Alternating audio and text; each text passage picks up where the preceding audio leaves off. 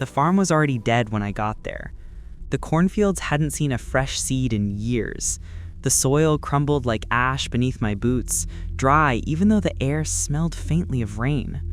Fences leaned like old bones, gates sagged from their hinges, and the roof on the barn had a hole big enough to swallow clouds. But the Scarecrow still stood. I saw it before I even unlocked the farmhouse door. It loomed at the center of the main field, the stitched burlap head bowed slightly, the brim of its hat shading nothing but weeds. Its coat, tattered red flannel, shifted in the breeze like it was breathing, and its arms, nailed wide to the wooden cross, looked too heavy for straw to carry. The letter from the lawyer crackled in my pocket. Property now yours, sole heir. That was why I'd driven 3 hours through back roads and past shuttered gas stations, why I was standing in front of the ruin my uncle left behind. On the kitchen table lay another envelope, a smaller one, marked in his unmistakable handwriting, my name scratched across the front. Inside, 1 page, a list. 10 lines in steady, uneven script. Rules for the Scarecrow. 1. Never let it face the house. 2. Leave a bowl of corn at the base every night. 3. Do not go near it after sunset. 4. If it whispers, stay inside until dawn. 5. Never, ever remove the hat. The list continued, each order stranger than the last, each one written with a desperation that didn't look like eccentricity. It looked like survival. I laughed once, nervously, but the sound died quickly inside the empty house. Through the window, the Scarecrow leaned with the wind, head tilted just so, as if listening. I'd told myself it was crazy, just superstition. But then the floorboards vibrated once beneath me, and the envelope fluttered off the table on its own. I hadn't been back to my uncle's farm since I was 10 years old, but something about the place felt immediately familiar. The gravel driveway still climbed the same lazy curve past the sagging fence posts. The weathered barn still crouched at the edge of the fields like it was guarding a secret. And of course, the Scarecrow, unchanged, as if time had punished everything but him. When I was a kid, Uncle Joseph wouldn't let me near it. If I so much as stepped off the porch toward the rows, his voice would thunder through the air like gunfire. Not past the fence, not toward the Scarecrow. Back then, I thought it was just a farmer's gruffness, a way to keep me clear of snakes or broken tools buried in the dirt. But even at 10, I remembered the tremor in his voice. Now he was gone, and the deed was mine. The first trip into town sharpened my unease. At the hardware store, when I asked about tools for repairing the barn, the clerk froze when I gave my last name. "You're Joseph's kin?" she asked softly. Her hands twitched nervously against the register. "Well, take my advice. Get yourself a good porch light and don't go wandering your fields after dark." The waitress at the diner wasn't subtler. While pouring my coffee, she tilted her head. "That place isn't fit for living. Best keep indoors past sundown." When I laughed it off, she didn't. She didn't even smile. Even the sheriff, who came by to deliver a box of legal papers, stared too long at the Scarecrow before muttering, "He never missed a feeding, not once. Don't think you can either." Feeding. The word clung to me on the drive back. Feeding? A thing made of straw and cloth? Absurd. But as my car rattled down the drive, the horizon stained orange with approaching dusk. I swear the Scarecrow's hat, dirty felt, bent at one corner, had tilted just slightly, as though the stitched face was waiting for my return. I told myself I was imagining things. Told myself I wasn't already carrying the same tremor that used to haunt my uncle's voice. But as shadows drew long across the fields, the Scarecrow stood there, silently, reminding me I had rules now. And rules meant responsibility.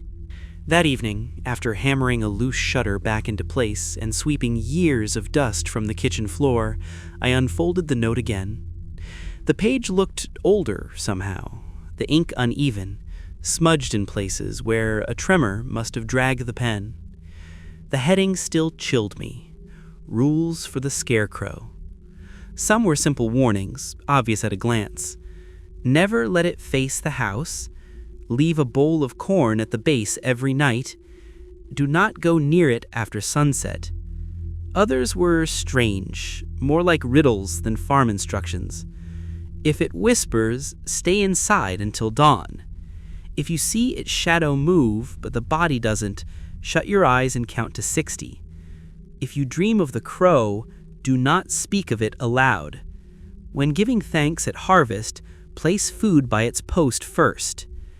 And then the ones that made my stomach knot. Never remove its hat. Never look at its face under a full moon. If anything calls your name from the fields, ignore it. The bottom line was underlined twice, shaky but deliberate. Failure means inheritance ends. I stared at that phrase, mouthing it silently until it stopped sounding like English. Inheritance ends. Property, I thought at first, meaning the farm passes back to the state? But something in my gut refused the mundane explanation. It sounded like a warning against more than legal paperwork. I shoved the note into my jacket, trying not to picture Uncle Joseph scribbling each line at his kitchen table, listening for something scratching at the windows. What life had he led dreaming up rules like this? Or worse, what life had forced him to obey them? The Scarecrow itself stood unchanged when I checked. Same flannel, same crooked hat. Crows idled on fence posts nearby, but never touched the fields themselves, as though the crops, even dead, weren't theirs to plunder. That night, sleep came brittle. Every time I closed my eyes, I saw the Scarecrow's stitched face tilting, heard kernels of corn rattling in an unseen bowl. At one point, I jolted awake, certain I'd heard my name breathed from across the fields. The house was still silent, but when I stumbled half-conscious back to the window, the Scarecrow's silhouette seemed nearer to the porch than before. Rules on paper became something heavier in my thoughts. They weren't reminders. They were defenses. And I wasn't sure I had the patience or the courage to keep them all. I didn't put a bowl of corn out that night. It wasn't rebellion, not really. I just didn't have any in the pantry. And the thought of driving into town after dark, explaining to the cashier that I needed feed for a scarecrow, sounded like humiliation. Uncle Joseph's rules rattled in my head, but I convinced myself he had been a lonely man losing touch with reality. Scarecrows don't eat. They don't whisper. They don't require offerings. At 11 p.m., I checked the locks and shut off the lights. The farmhouse sighed around me. Old floorboards settling, wind finding cracks in the shutters. Every creak made me tense. I told myself it was natural, but then a new sound joined, scratching. At first, I thought it was mice, claws skittering behind the baseboards, but after a minute, I realized it was coming from the glass. From the window above the sink, I froze. Each drag was long, deliberate, like fingernails writing invisible letters. My name surfaced in my head, though I couldn't swear the sound had been made aloud. My pulse thumped so hard I couldn't hear my thoughts. I forced myself to peek through the slats of the kitchen blinds. The moon glared pale across the field. The Scarecrow still stood rooted in place. Its hat drooped. Its arms sagged. But its burlap head was tilted farther toward the house than before. I snapped the blind shut. Sleep was impossible. I lay stiff in bed, every muscle wired. But sometime after 3 a.m., exhaustion dragged me under. In the shallow dream, corn rattled like teeth inside an iron bowl. The Scarecrow towered at my window. mouth stitched yet somehow whispering, "We feed, or we notice." I woke with dawn. My tongue was sand, my eyes raw. Out of instinct, I walked onto the porch. That's when I saw them. Prints in the earth around the Scarecrow's post.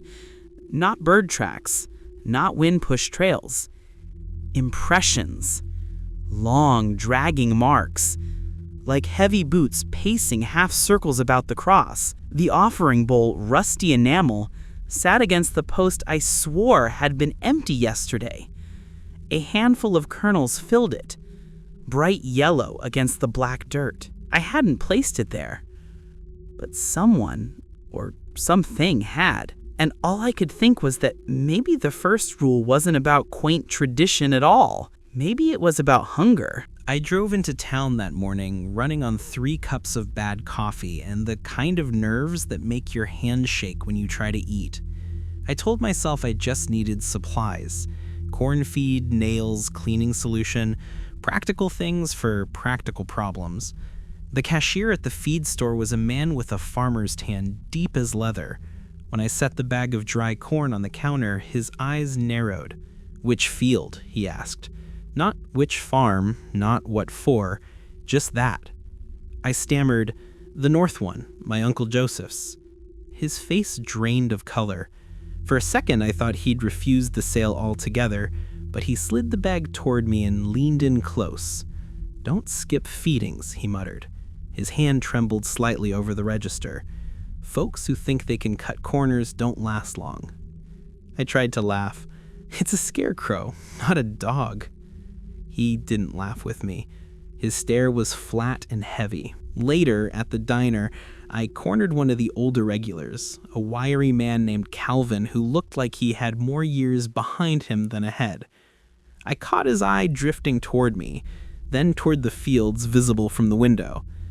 "You knew Joseph," I said carefully. "What's the scarecrow to him? A charm? A joke?"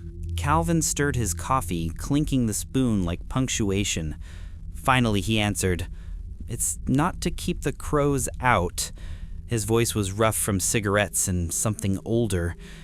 "Fields round here been empty for years, nothing left to protect." He glanced at me over the rim of his mug. "That thing out there's not to keep birds out. It's to keep something in." "In?" I pressed. "In the ground?" His spoon clattered against the table. "Stay inside after sunset. Don't test him. Don't joke about him. Your uncle knew the rules for a reason." I opened my mouth to ask more, but Calvin stood abruptly, tossing cash on the counter. On his way out, he added without looking back, "Joseph was a damn fool some nights, but a careful fool. You don't have his practice yet. Don't screw around." The bell above the diner door jingled, leaving me with half a refill of burnt coffee and a chill twice colder than the morning air. It wasn't just superstition, not just folklore. Everyone spoke like breaking the rules wouldn't just dishonor Joseph's memory, it would end me. By the time I got back from town, the Scarecrow was still standing proud, arms stretched wide to the gray sky. The bag of corn felt heavy in my hands, heavier for all the warnings ringing in my ears. "It's just straw and cloth," I told myself. A relic of a paranoid man's rituals. I carried the pail of feed out into the field anyway, crunching across soil still scarred from boot-like impressions I had definitely not made. As I poured the corn into the enamel bowl, something prickled along the back of my neck. Not the wind, not a gnat, just that uncanny sense of being studied. When I looked up, the burlap face loomed inches closer than it should. My uncle had built it stout, lashed to the pole with thick wire, but for an instant it felt alive in posture. Its hat sagged, stitched smile crooked. I should have turned and walked away. Instead, frustrated by the town's whispers that made me feel like a child in his own inheritance, I grabbed the wooden cross and twisted. The Scarecrow spun on its post until its blank burlap face pointed square at the farmhouse. For a second, nothing. A crow flapped up from the fence line, my own chest hammered, but the figure remained slack, lifeless cloth. I sneered, there, now it's watching me instead. Petty. As dusk bled across the horizon, the air soured into silence. The cattle fences groaned and rattled, though no animals stirred. Shadows of the corn rows stretched unnaturally long, reaching not east or west, but inward, toward the house. That night, I sat in the dark living room, listening. At first, only the routine chorus of crickets, the occasional squeak of boards. But around midnight, the house shifted. Not settled, breathed. Floorboards rose and fell as though something massive paced outside. A low weight pressed against walls, examining. From the kitchen came 3 sharp taps on the glass, like knuckles testing for welcome. I staggered from window to window, but didn't pull the blinds. Part of me knew that if I looked, I'd see the figure closer than the field, maybe standing right under the eaves. The silence cracked near 2 a.m. Every cattle pen door slammed open. I bolted onto the porch with a flashlight. The barnyard was chaos. Gates wide, fences leaned, and the soil, dark with dew, led a single trail of hoofprints directly into the dead rows. Animals gone. At dawn revealed no blood, only scattered feathers, as though the livestock had melted through the earth. And at the edge of the field, the Scarecrow still faced me. Its arms seemed wider than before. Its flannel hung lower like weight pulled it taut. Its stitched smiles swayed in the breeze. And though the field was empty, for the first time I realized something dreadful. Scarecrows don't harvest. They guard. And I had turned it into a guard, facing the wrong side. Sleep barely touched me after the livestock vanished. I sat in the kitchen with the rule sheet spread out, tracing the underlined phrases with trembling fingers. Never face the house. Never respond if it whispers. By 3 a.m, the silence was suffocating. Even the insects outside had given up their songs. My eyes kept dragging to the window that overlooked the rows.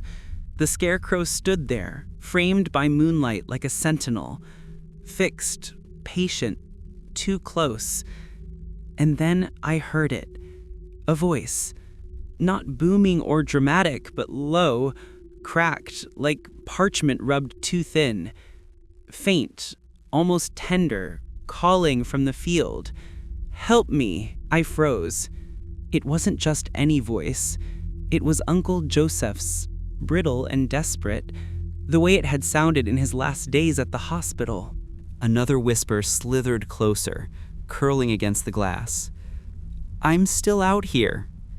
Please?" My heart raced into my throat. Rationality screamed it was a trick, like a bird mimicking words, like wind groaning through the rows. But the needling familiarity of his tone made my palm twitch toward the latch. Rule 4. If it whispers, stay inside until dawn. I pressed my hands against my ears and staggered back from the window, body quaking. Every instinct screamed that if I opened the door, even a crack, I'd see his frail shape standing in the field, stitched face replaced with something mistaken for family. The whisper came again, softer this time, like a parent coaxing a child to open their door at night. "It's safe now. I just need you closer." I sat against the fridge until sunrise, repeating the rules aloud through chattering teeth, until the first light cleared the whispers away. By daylight, the whispers seemed absurd. The field sagged in honest silence. The Scarecrow stood inert, only cloth and straw again. Yet I couldn't shake Uncle Joseph's begging voice, echoing through my head. So I ransacked the farmhouse. The attic was a coffin of dust and cobwebs, trunks stacked like gravestones of memory. Inside one battered cedar chest, I found what I didn't want, a leather-bound journal, stiff with age. The cover bore no title, only deep grooves where fingernails had scraped uneasy patterns. I opened it. Page after page of cramped script penned over decades. Notes on plantings, harvests, weather. But woven through were darker entries, words pressed so hard they bled through the paper. September 3rd, 1979. It whispered my name again. I did not move. I did not answer. The rules hold. October 16th, 1982. Feeding missed. The calves vanished. Lessened fixed permanent. No exceptions. March 11th, 1991. Scarecrow's shadow no longer matches its frame. It lags, hungry. Added Rule 9. Children to bed before sundown. Some entries rambled into prayer, others into threats. You stay bound. Don't you break loose. Don't you look at me with that hat gone. The deeper I read, the more I realized each rule on my sheet had been added after a failure, carved in desperation. They weren't traditions, they were battle scars. The price Joseph paid each time the Scarecrow reminded him it wasn't just symbolic. Tucked into the back pocket of the journal was a brittle envelope. Inside lay a single letter, unsigned yet clearly Joseph's hand. To whoever takes the farm when I cannot. The Scarecrow is anchor and chain both. Something lives beneath the rose and it yearns, above all, for freedom. If the effigy stands, rules hold it tethered. If rules break, the tether loosens. I keep him dressed, fed, faced away from us, so it stays where it belongs. Do the same. Even one failure risks inheritance ending in more than paperwork. If you cannot keep the rules, burn the house, salt the fields, and pray it stays resting. I dropped the journal back into the chest with shaking hands. Through the attic window, the Scarecrow was visible, dead center in the field. Its stitched grin sagged into shadow, tilted just slightly askew, as though it knew I'd finally started reading its history. And worse, that I was stumbling into the same mistakes Joseph had already paid for. By the 9th night, my nerves were raw as parchment. I'd read every page of Joseph's journal twice. The list of rules throbbed like commandments etched into my skull. And yet, that was the problem. Rules pressed too hard invite breaking. Curiosity festers until it becomes defiance. Standing at the porch, flashlight roving over the field, I caught sight of the Scarecrow's slouched hat. The felt brim drooped, hiding most of its stitched face. Never, under any circumstance, remove the hat. Joseph had repeated that line 6 different times in the journal. I told myself it was superstition, that forbidding was baiting. The voice in my head whispered, "What's under there? What truth are you hiding from me?" I crossed the rows, soil soft under my boots. Each step seemed louder than it should have been, the ground sighing like lungs beneath me. The Scarecrow loomed taller the closer I drew, bigger than I remembered, shoulders stretched taut. Up close, the hat looked wrong, less like felt, more like something grown into the scalp. Still, my hands rose. I tugged the brim. The air shifted. The soil quivered. Not wind, not quake, just movement beneath everything.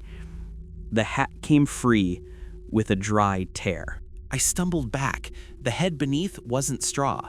It wasn't even burlap anymore. A leathery skull leered up at me, stitched sockets weeping dark threads. Its grin was carved wider than humanly possible, jagged seams glittering with something wet. As light from my beam cut across it, shadows convulsed. The Scarecrow's true face wasn't passive, it was ravenous. Then the whispers began, at first soft, then layered, dozens of voices braided together. My uncle's voice, my mother's, and terrifyingly layered among them, my own voice, chanting, coaxing, "Feed me, join us in the rows." The earth convulsed again, furrows bending upward like ribs. My light snapped off, swallowed by humming black. And in that instant, I realized the Scarecrow wasn't just harnessing the thing in the soil. It was the thing, disguised, wearing rituals like shackles. Something cold brushed my jaw, like fingers dragging across from beneath the dirt. I screamed, slamming the hat back down against the stitched skull, hands bleeding where old thorns cut me. The soil groaned, retreated. Silence shuddered through the field. The Scarecrow sagged again, still, hat askew but seated, as if patient once more. But even in stillness it had won, because now I knew what was beneath, and knowing was enough to keep its whisper in my head forever. Dawn came pale and thin, but it didn't feel like rescue. The Scarecrow stood motionless in the field, flannel sagging with dew. Its hat was back where it belonged, tilted at the familiar angle, but I couldn't unsee what I had lifted the night before. The skull beneath, stitched and hungry, wearing a grin too wide for any man. Every window in the house seemed to stare back at me with its reflection. Every hinge kept sighing as though it wanted to warn me I couldn't undo what I'd done. I wanted to leave.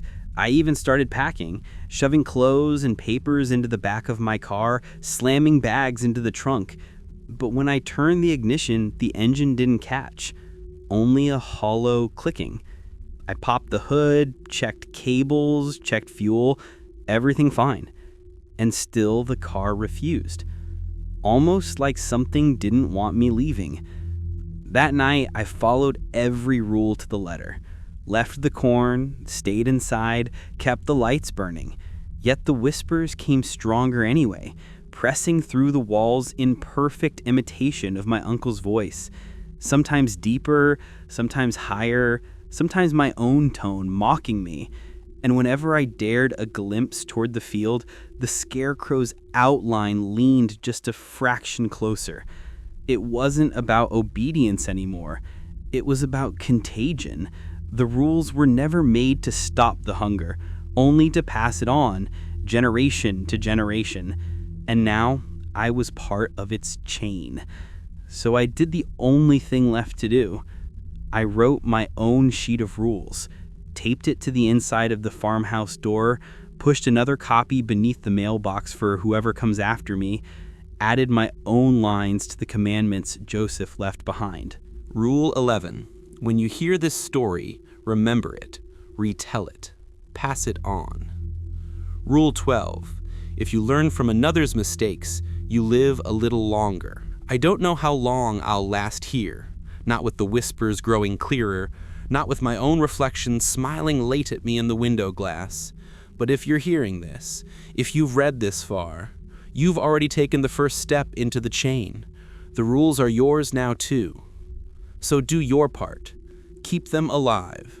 Share them. Spread them. Make sure someone else knows them next, or inheritance ends with you, because that's what this place thrives on. Silence, secrecy, disobedience. And if curiosity brought you here, then it's already listening. Remember, leave the corn. Never face it toward your house. Never remove the hat. And if anything calls your name from the fields, stay inside. And lastly, one final thing. Think of it not as a request, but as survival carved into commandment itself. Subscribe to the rules, like the story, share it.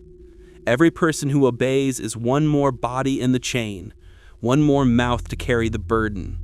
Without that, the Scarecrow wins. Without that, the ground finally gets too hungry to stay still. So pass it forward. Retell it before Thursday comes. Obedience is survival. Obedience is all we have. And if you choose not to, then the next whisper outside your window, soft, patient, smiling a little too late, will already know your name.